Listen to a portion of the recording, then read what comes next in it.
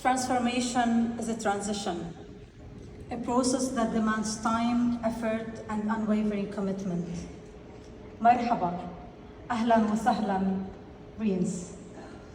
Let me start by thanking our host Green Party of Korea, Asia Pacific Green Federation, APGF, the Global Greens, and all participants that made this 5th Green Congress a success. I'm not here to talk about the problems, but I'm here to talk about the solutions and the way forward. As Greens, we have been talking about the climate security for years, and the reality is that we are still facing climate insecurity. We adopted many resolutions and approaches. Many of them have had impact, and some are still being developed to bring about more urgent solutions. The world is changing, and we need to unify globally as Greens, as we have here this week, to achieve our objectives to secure the planet and rights and justice for the most vulnerable. As I mentioned, there are new approaches required, but there are also new challenges we face. Climate security cannot be isolated from the impacts of conflict worldwide.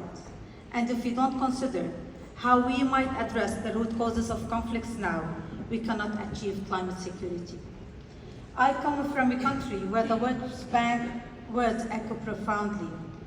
The Lebanon financial and economic crisis is likely to rank in the top 10, possibly top 3, most severe crises globally since the mid-19th century. I come from a conflict area, and I have lived all my childhood not knowing if tomorrow will come. Even up to this second, I am afraid to plan for tomorrow, because tomorrow always comes with bombs and us running to shelters. I share these fears and concerns with you all here, as I think it's important to understand my background and the context of other Global Greens members.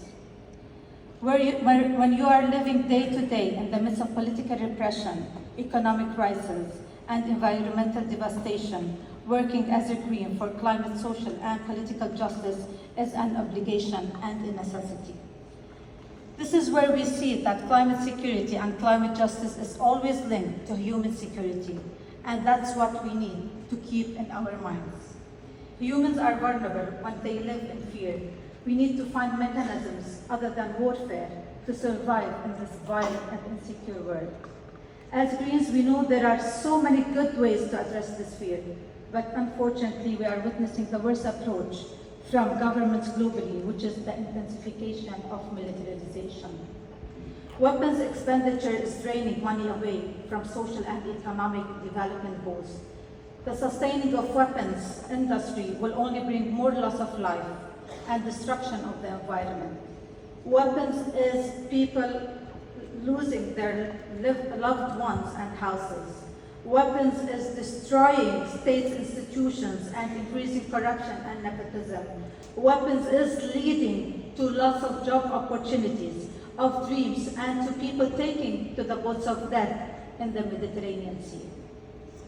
Growing militarization and arms trade and production must be put to an end in the same way as we Greens are calling for the end to fossil fuels.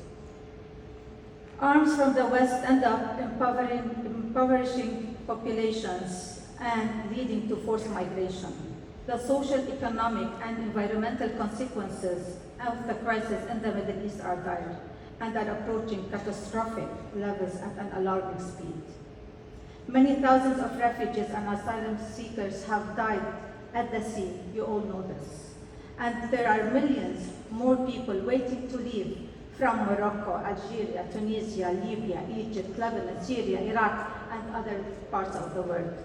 War and forced migration and climate insecurity all bring immense and ongoing mental issues and increasing suicide rates, especially among the young generation in the Arab states. This story is not different in the other parts of the world, like in Africa or Latin America. Multiple and intersecting crises and conflicts make working for climate justice and social justice just harder for us Greens in the Arab states.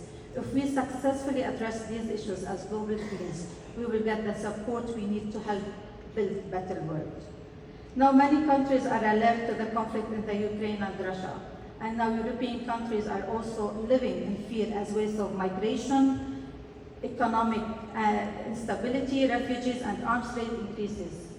We have been living and enduring this reality for a long time, and we understand the anxiety it brings. In Lebanon and elsewhere, our situation barely makes the news. Still, we are labeled as being resilient. We want to live in peace, and we don't want to be resilient. In Lebanon and in the Arab states, we as Greens need better and stronger representation. You notice we are few. Please فيكم توقفوا. فيك حدين توقف.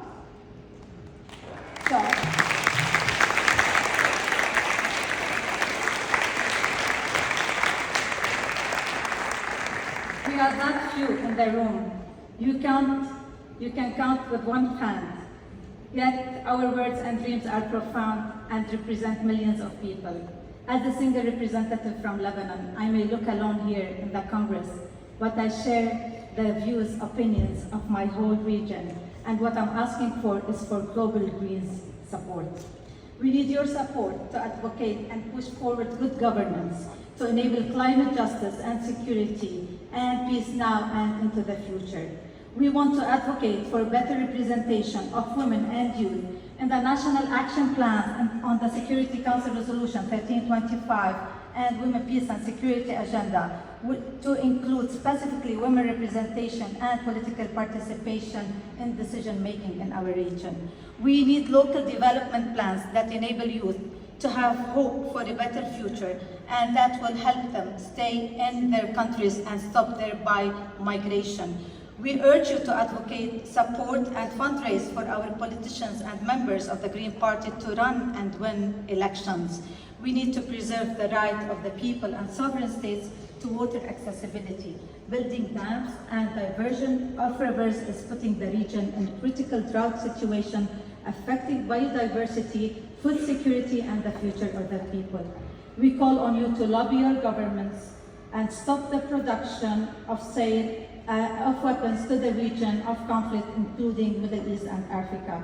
We need countries and companies which have profited from fossil fuel extraction and caused climate change to pay for loss and damage and energy transition. In my country, right now, we also call for accountability to the port explosion in 2020, to have accessibility to the technological footage of what happened that day.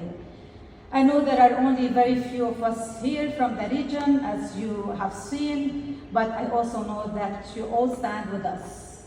That is encouraging me to come and talk about the issues we are facing in the Mediterranean, and I believe that support and commitment will continue until we bring climate security and social justice to make everyone safe and secure, no matter where are you from. From this Congress, I'm going home with hope that we can bring peace and safe planet for our future generation. I invite you all to come to Lebanon and the Middle East. Shukran.